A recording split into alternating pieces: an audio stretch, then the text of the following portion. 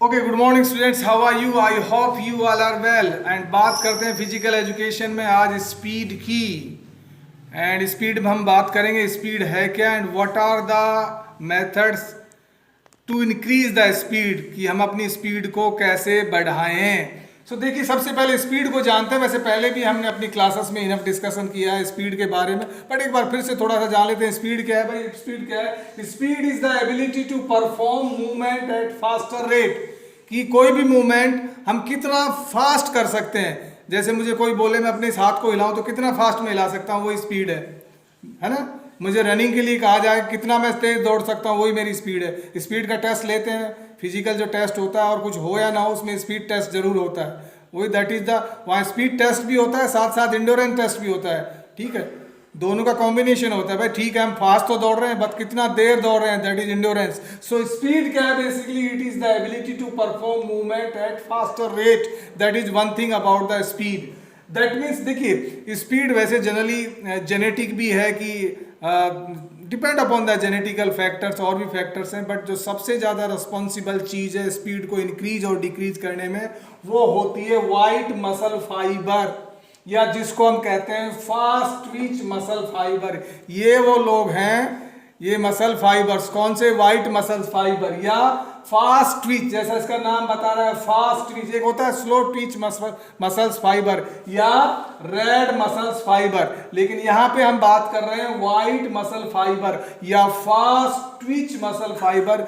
These are the responsible for the speed. ठीक है, ये है, बात करते हैं। अब देखिए, स्पीड को हम तीन तरह से डिवाइड कर सकते हैं। कैसे? सबसे पहले है रिएक्शन टाइम। रिएक्शन के टाइम का मतलब होता है कि time taken by the body to respond immediately after the stimulus.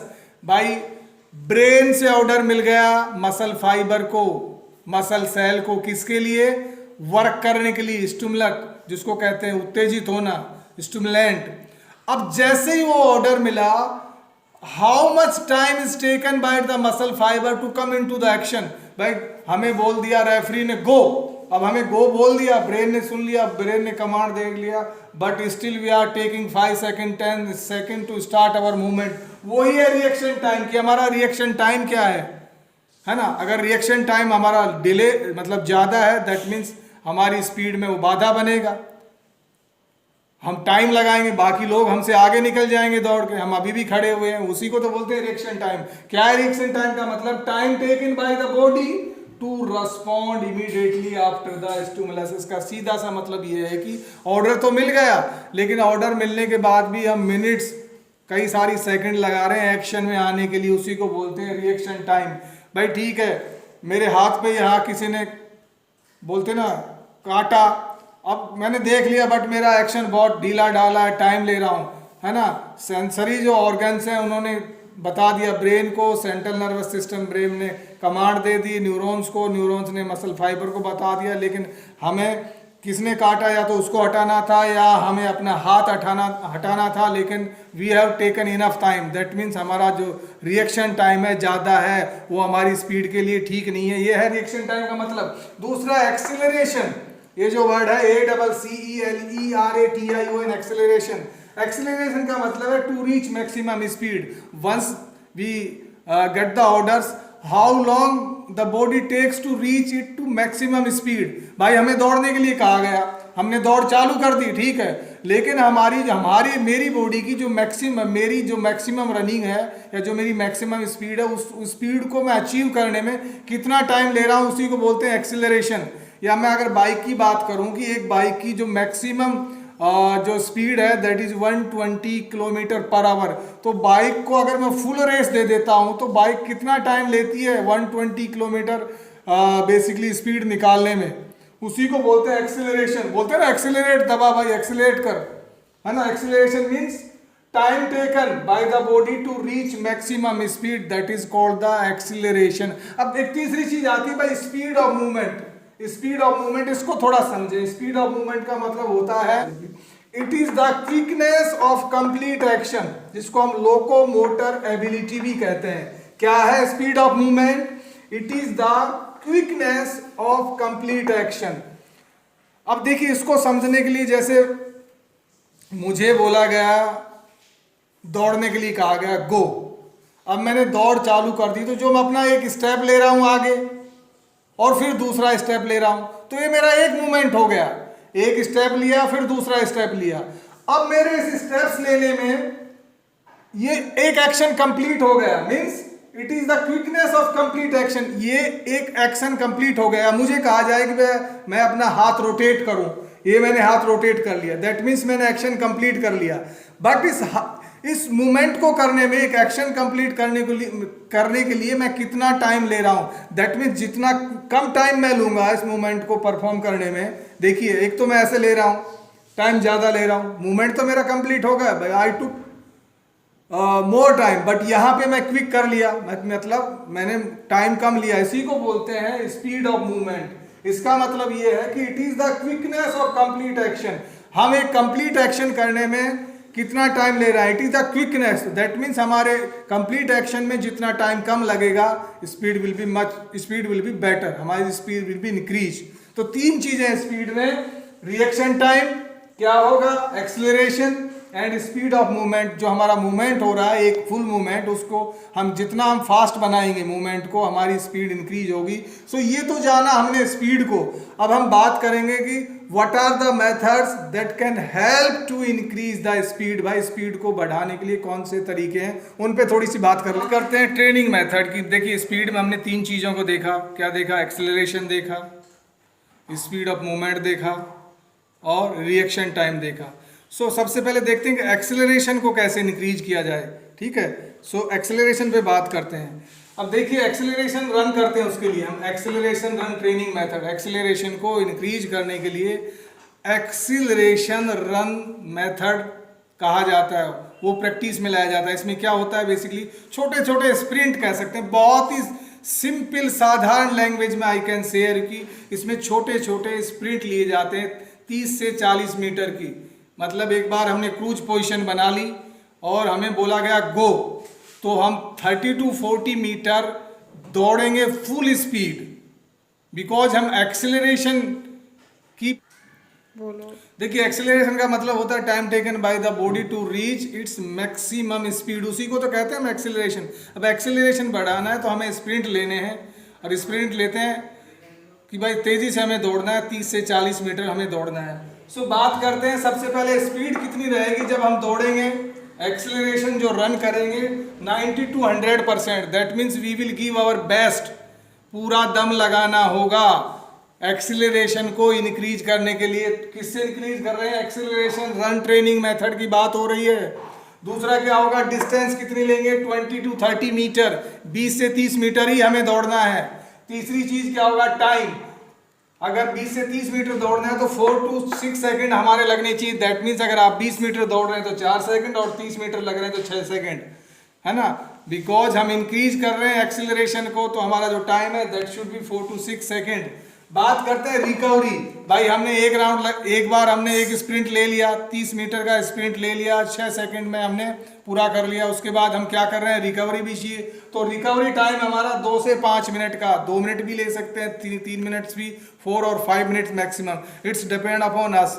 So recovery ले ली, रेस्ट हो गया 4 से 5 मिनट तक हमने, 2 से 5 मिनट का रेस्ट ले लिया। उसके बाद फिर हमने एक स्प्रिंट लगाएंगे, सेम वही प्रोसीजर फॉलो करेंगे, फिर रेस्ट ले लिया, फिर एक स्प्रिंट लगाएंगे। तो दैट वी कैन परफॉर्म 4 से 5 बार ऐसा हम करेंगे, 4 से 5 स्प्रिंट मारेंगे, बीच बीच में हम रेस्ट लेके। यही है acceleration run training method means यहाँ पे हम एक्सीलरेशन जो एक पार्ट है स्पीड का, उसको स्ट्रॉन्ग कर रहे हैं, उसकी प्रैक्टिस कर रहे हैं। किसके द्वारा? एक्सीलरेशन रन ट्रेनिंग मेथड के द्वारा।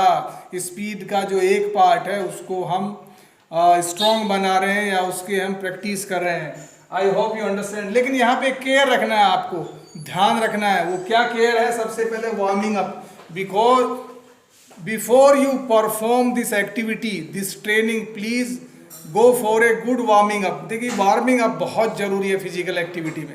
एक तो आपका रिजल्ट अच्छा आएगा, दूसरा इंजरीज के चांस नहीं होंगे। So first thing is go for a nice warming up. Second thing, cruise position. जब आपको स्टार्ट लेना होगा इस ट्रेनिंग मेथड के लिए, so you have to be first initially in the crouch position. Crouch position से आपको स्टार्ट लेना होगा। जब आप क्लासरूम में आएंगे dear students, then will show you what is the crouch position होती क्या है। अगर आप टीवी या यूट्यूब वगैरह पे भी देख सकते हैं कि क्रूज पोजीशन क्या होती है। जो एथलीट होते हैं रनिंग से पहले वो एक इस तरह की पोजीशन लेते हैं क्रूज, ठीक है, उसी को बोलते हैं क्रूज पोजीशन। मैं पूरा नहीं दिखा पाया, डोंट अज्यूम दिस। दूसरा है बॉडी बेंड फॉरवर्ड। जब हम इन एक्शन में होंगे, रनिंग में होंगे, तो हमारी body by nature slightly forward bend होगी so that we can have a good result, हमें रिजल्ट अच्छा मिलेगा। ऐसा नहीं है, बिकॉज यू नो एंगल का बहुत बड़ा फर्क पड़ता है फिजिकल एक्टिविटी में। अगर हमारा एंगल ठीक नहीं है, अगर हमारी स्लाइटली बॉडी फॉरवर्ड बैंड में है, तो स्पीड हमें अच्छी मिलने की चांसेस है, एक्सेलरेशन अच्छा मिलेगा। सो ये जाना हमने first method, that is acceleration run training method. अब बाकी मेथड को भी देख लेते हैं। Pace run training method. भाई पेस रन जो ट्रेनिंग मेथड, देखिए पेस का मतलब होता है स्टेबल स्टेप्स। दौड़ते हैं तो हमें स्टेप्स लेने होंगे, एक पैर को आगे रखना होगा, फिर दूसरे पैर को आगे रखना होगा, उसी को बोलते हैं स्टेप्स। सो स्टेप्स का बहुत बड़ा इंपॉर्टेंस है फिजिकल एक्टिविटी में एंड स्पेशली रनिंग में। पेस रन ट्रेनिंग मेथड किस लिए होता है? ये हमारे एक तो जो अनएरोबिक एंडोरेंस है उसको इंक्रीज करता है, लेकिन हम बात कर रहे हैं स्पीड में, तो स्पीड में जो रिएक्शन टाइम है उसको इंक्रीज करता है। इंक्रीज करता है इन सेंस रिएक्शन टाइम को बेटर करता है, उल्टा मत समझ लेना। साथ ही साथ जो एक्सेलरेशन टाइम है उसके लिए अच्छा है। तो एक्सेलरेशन टाइम और स्पेशली अनएरोबिक एंडोरेंस है, उन दोनों के लिए पेस रनिंग ट्रेनिंग मेथड किया जाता है। दैट मीन्स हमारे जो स्टेप्स हैं उसको स्टेबल किया जाता है। देखिए स्टेप्स का बहुत बड़ा रोल है। कई बार क्या होता है कि हमारे स्टेप डिस्टर्ब हो जाते हैं, हमारे जो स्टेप्स हैं वो डिस्टर्ब हो जाते हैं, हम अपने पेस सेट नहीं कर पाते हैं। जो एथलीट है उसको कई बार बीच में रुकना पड़ता है, वो कंप्लीट ही नहीं कर पाता रेस। कई बार क्या होते हैं दूसरे एथलीट्स किसी अच्छे एथलीट को डिस्टर्ब करने के लिए उसके पास में आ जाते हैं, वो थोड़ा तेज दौड़ना चालू कर देंगे, तो जो अच्छा एथलीट है वो भी थोड़ा तेज दौड़ेगा, उसके पेस में डिस्टर्ब हो गया, फिर वो दूसरे एथलीट स्लो हो जाएंगे, फिर वो भी स्लो हो जाएगा। तो कुछ एथलीट्स दूसरे को डिस्टर्ब करने के लिए वे अपने पेस चेंज करते हैं, एथलीट के पास आ जाएंगे and then they will disturb the athletes. So pace का बहुत बड़ा रोल है रनिंग में। सो इसीलिए ये जो ट्रेनिंग है पेस रन ट्रेनिंग मेथड, ये स्पेशली अपना जो पेस है उसको स्टेबल करने के लिए। भाई पेस का मतलब ही होता है pace is setting a stable speed, है ना। तो इसमें क्या होता है कि इसकी ट्रेनिंग में कोच के कई बार क्या होता है, अगर जो ट्रेनिंग है ट्रैक में हो रही है तो कोच जनरली एक जगह पे खड़ा हो जाता है, वो रनर को बोलता है कि भाई आपको एक राउंड इस स्पीड से लेना है। कई बार वो वर्बली ऑर्डर देता है कि now you increase your speed. जब एक या दो राउंड दे लेता है देन ही सेज कि भाई okay now you slow down. कई बार चेक मार्क्स भी बनाए जाते हैं, एक सर्टेन चेक तक एथलीट जो है वो अपने पेस को अच्छा रखता है, बाद में स्लो डाउन हो जाता है, उसको बोलते हैं चेक मार्क्स। कई बार क्या होते हैं आजकल हेल्पर रन भी लिए जाते हैं जस्ट टू लाइक अपने पेस को ठीक करने के लिए। हेल्पर रन्स क्या होते हैं कि वो पहले ट्रेनिंग करते हैं उस एथलीट के साथ और उसके जो पेस को स्टेबल बनाने के लिए हेल्पर रन्स उसके साथ में दौड़ते हैं। So as per the helper runs जो मेन एथलीट है वो अपने पेस को कम ज्यादा करता रहता है। सो बेसिकली इसमें चीज यही है कि अपने पेस की एक बेसिकली व्हाट वी से कि स्टेबल बनाना ही पेस जो ट्रेनिंग मेथड है। तो इसके लिए जो क्या होता है कि आजकल ट्रेडमिल आ गई है मार्केट में, ट्रेडमिल्स का बहुत यूज करते हैं athletes.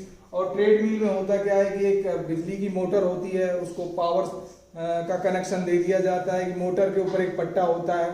So even the speed can also be decrease and increase by that machine. Athlete उस पर बेसिकली उसके ऊपर चढ़ के athlete start running and he can maintain the speed. If he want increase he can increase और decrease also.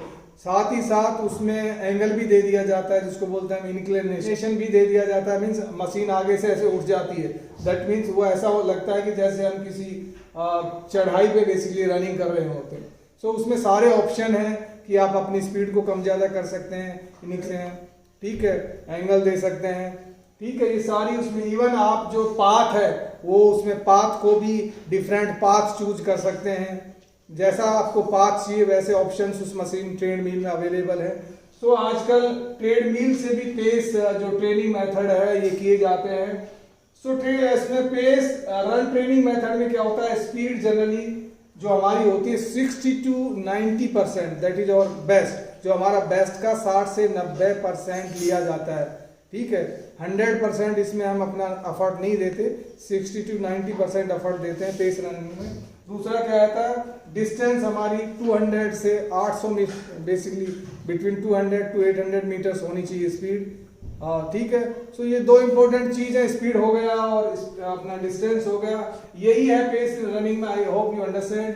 So that's all in this class, see you in the next class, have a great day dear students.